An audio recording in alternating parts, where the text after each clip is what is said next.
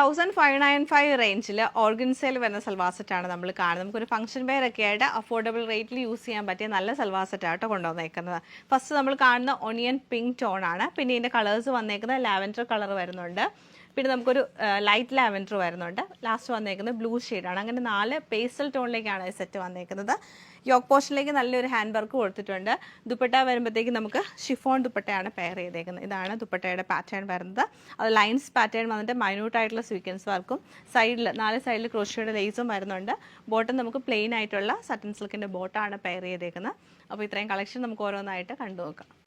നല്ലൊരു പിങ്ക് ടോണിലേക്കാണ് ഈ ഒരു സെറ്റ് നമുക്ക് വന്നേക്കുന്നത്. പ്ലെയിൻ ആയിട്ട് വന്ന് ഞാനിപ്പോൾ കാണിച്ച പോലെ യോക്ക് പോർഷനിലേക്ക് നമുക്ക് നല്ല ഭംഗിയായിട്ടുള്ള എംബ്രോയ്ഡറി ഹാൻഡ് വർക്കും ചെയ്തേക്കുവാണ്.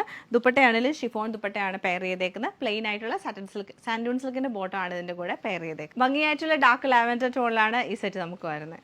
ലൈറ്റ് ലാവൻഡർ ടോണിലാണ് ഈ സെറ്റ് നമുക്ക് വരുന്നത്. ലൈറ്റ് ബ്ലൂ ടോണിലാണ് ബ്യൂട്ടിഫുൾ ആയിട്ടുള്ള ഈ ഒരു സെറ്റ് നമുക്ക് വരുന്നത്.